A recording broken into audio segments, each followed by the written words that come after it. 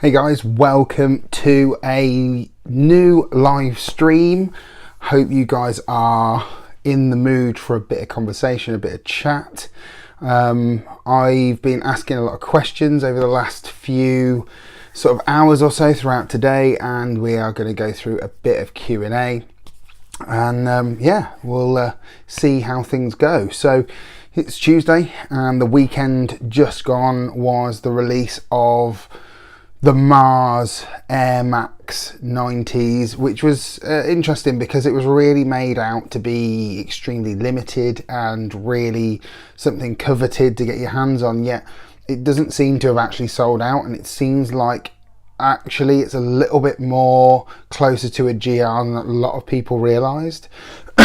Which is a shame, because obviously if you really coveted that shoe, really like that shoe, then the likelihood is that you wish that you got it and you knew that it wasn't going to be something that was just really easy to just grab hold of.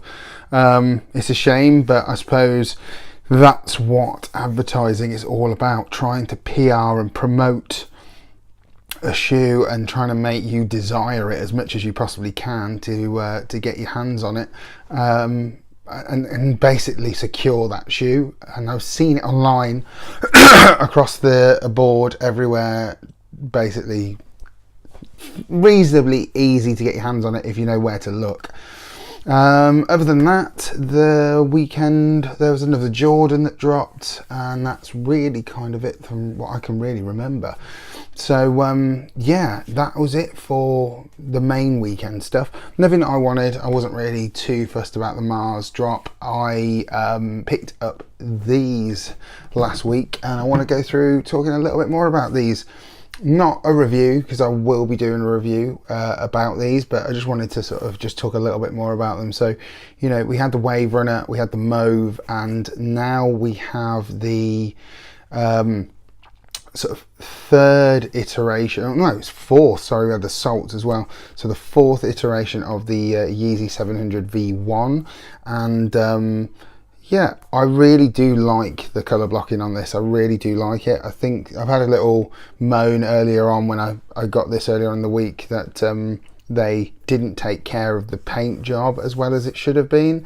But other than that, you know, it's a really nice shoe, really nice colours.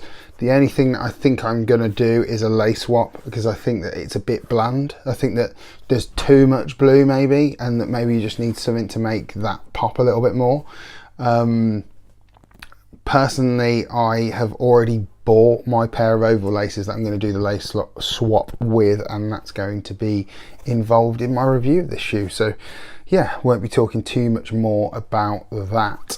So let's see what else we can talk about. Nice to have you in here, Sneaker YNA. It's awesome that you follow everything I do. I really do appreciate it. I feel like I am going to do a lot more of these live streams as time goes on, and I will be doing one, I think, at least once a month from now on. I feel like I want to get more people involved with Q&As or discussions and things like that, and I feel like I don't do enough of these, and so with that tends to be maybe I'm losing a potential audience that I could be tapping into a little bit more. So I need to be a bit more organised with it. I need to PR my live streams maybe a good few weeks in advance. I think that's the plan from after this one.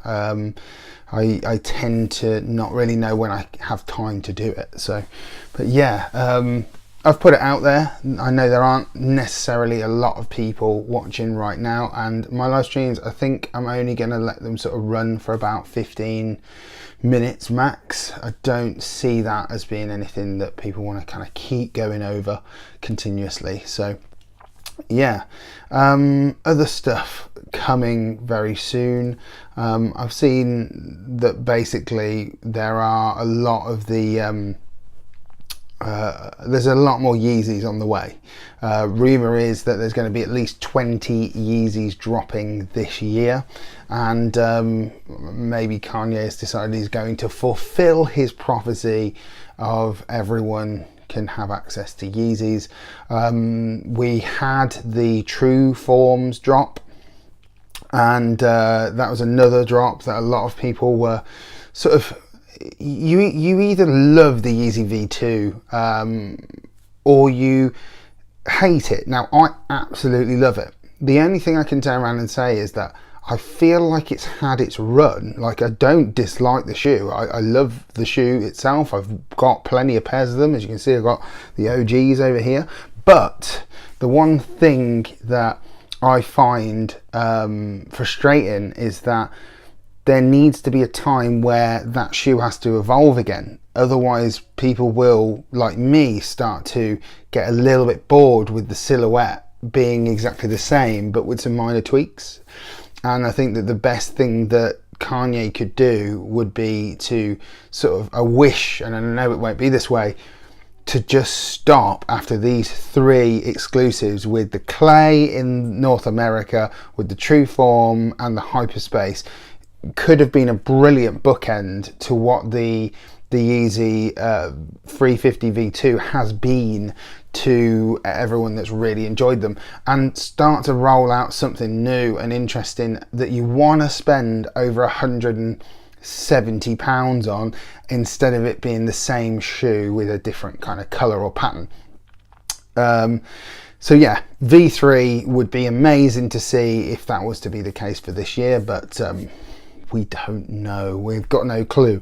And as for the Yeezy 700s, we're going to see plenty more of them. We've got the Geode drop in really soon. Not really a massive fan of the Geode. I feel like this real big colour blocking of browns and earthy tones would be great for like autumn and like winter and stuff, but we're going into spring and summer, and it's just not colours that are something I want to go and spend £250 on. Definitely not. I love my original static V2 700s, and I love basically my wave runners that I've got, and my inertias. They're going to be great pairs for the summer. So yeah, that's really kind of my sort of conversation related to Yeezy, because everyone's asked questions, which shoe do we feel is really oversaturated in the sneaker space, and we all know that it is predominantly Yeezy. Yeezy's oversaturated with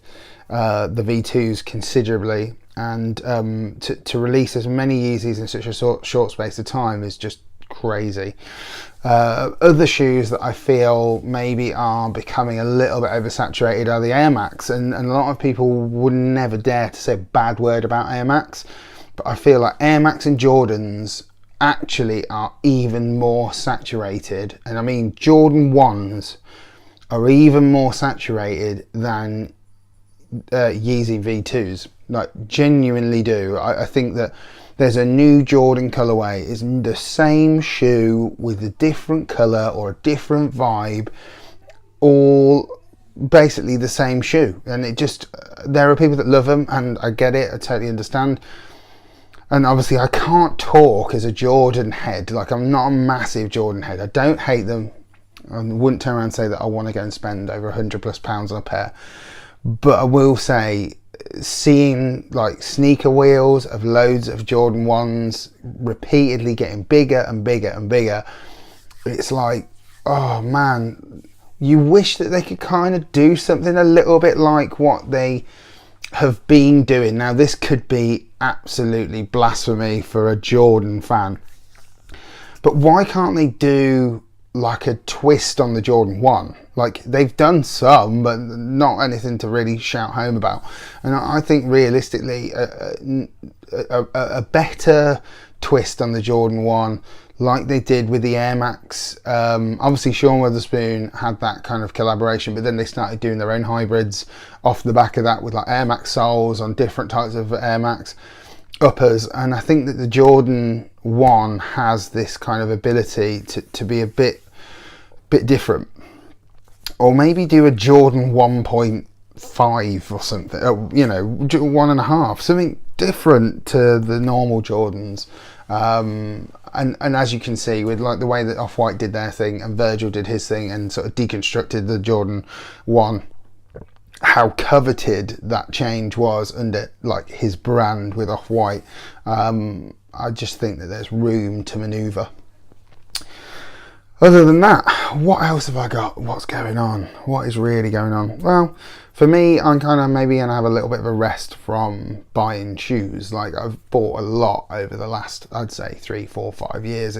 It's been something that I just do, but I've got some of the priorities to make this channel better, to make my working life better, and to do some really cool stuff quality wise, and I'm genuinely thinking of diversifying the channel a touch, not necessarily away from sneakers, still going to keep my trainer life going, but I want to do more maybe tutorials of things. I want to sort of go into more brand related stuff. I really enjoyed working with Hex Brand. They were at the photography show this weekend. I went to the photography show this weekend. It was great. If you've never been and you're into your photography, or you like sneaker photography and you want to learn more about how to use even your phone camera better, it's an event worth going to, and I loved it. I really enjoyed it. I went 2 days out of the 4, and I recommend it to anyone who wants to up their sneaker photography game.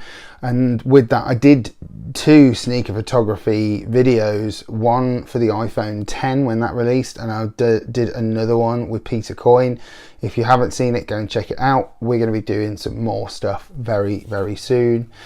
I'm going to wind this video up at 12 minutes, I think, because I'm going to leave people to have an opportunity to watch it. But what I'm going to leave the video on is, what do you want to see on this channel? Do you want to see more tutorials, like how to clean your sneakers? What's the best products to use?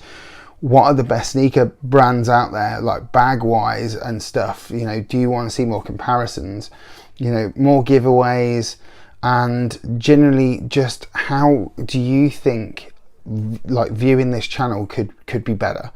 You know, I always try and make the quality of the videos the best it possibly can.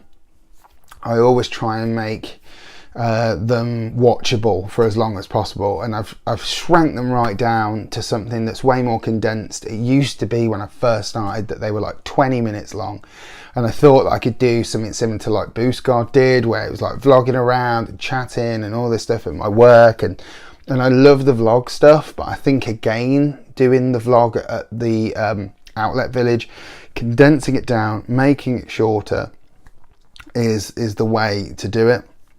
Yeah, definitely top 5 styles, top 5 summer shoes. These are all things I'm going to do. Like, I did the top 5 sneaker fails and sneaker tech fails, and funnily enough, Shox are coming back, although I'm sure that there are still the Marmite shoe for Nike, like the Yeezy 500 is for people on the Adidas side of things. It's not a shoe that I loved when they first came out. It's still not a shoe that I love now. I don't say it's bad, because it's not. It's probably the best of those 5. By far the best of those 5, because the Spring Blade, wow, that was interesting. I was really tempted to just buy a pair for the fun of it, and I couldn't find a pair that I thought was actually worth spending that much money, because they were still like 50, 60 quid. You know, if I could have got a pair for like £20, maybe I should have looked for a second-hand pair. That would have been cool. And I was never ever going to buy the that crazy Bear Trap running shoe. So yeah, that is it. I'm going to leave it on that. I really enjoyed doing this Q&A. I am going to do a really quick one over on Instagram, just a post live stream, Instagram live stream, and go through a couple of the Instagram questions that I had that I didn't have time to go and check today. I know it sucks, but that's how it goes. Anyway, if you don't follow the Instagram account, go to @ty_kix, and if you don't subscribe to my YouTube channel, please hit that subscribe button and like the video. I really appreciate it. And if you don't like what I'm doing, please don't hit any likes or dislike buttons. Just comment down below what you don't like, and that helps me make it better. Right, I'll catch you this time next week for another in-depth review of the Yeezy Inertias with a little twist. Take care.